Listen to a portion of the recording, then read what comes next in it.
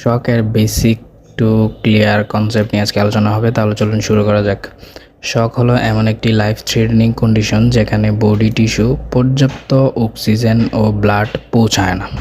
ঠিক আছে, তো যদি সহজভাবে বলি, বডিতে অক্সিজেন পর্যাপ্ত পরিমাণ যায় না, যার ফলে কি হয়, অর্গান ড্যামেজ শুরু হয়। এটাকে আমরা কি বলবো, শক বলবো। শকের মেইন টাইপস আছে কিছু। তো শকের টাইপস হচ্ছে হাইপোভলিউমিক শক।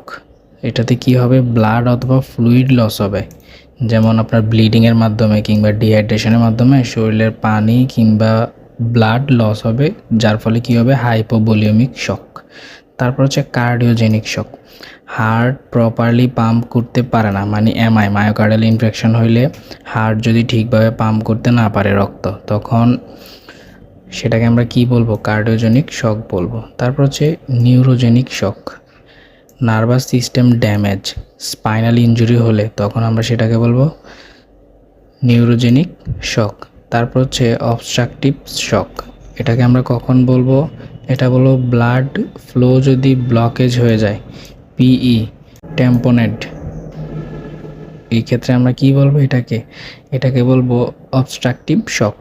তারপর হচ্ছে সেপটিক শক। এটা খুব একটি ইম্পর্ট্যান্ট, হ্যাঁ, এইটা নিয়ে কোশ্চেন আসে আরএনএ। সেপটিক শক, সেটা আমরা কি বলবো, সিভিয়ার ইনফেকশন যদি হয়, কোনো পেশেন্টের যদি সিভিয়ার ইনফেকশন হয়, সেই ক্ষেত্রে ইনফেকশন থেকে তার সেপটিক শক হতে পারে।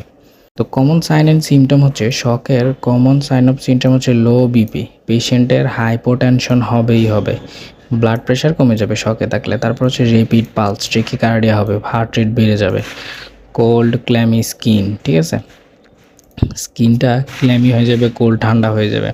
অ্যাকসেপ্ট সেপটিক শকে এটা হবে না, হ্যাঁ, সেপটিক শকে ওয়ার্ম থাকবে স্কিনটা।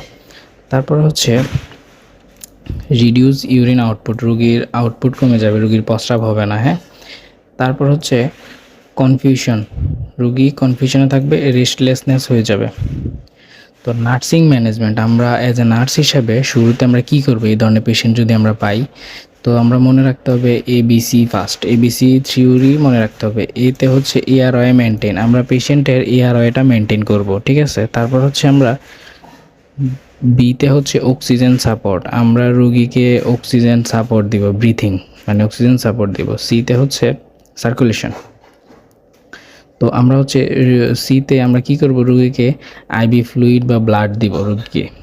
তারপর ভাইটাল সাইন মনিটরিং করব, ইউরিন আউটপুট চেক করব।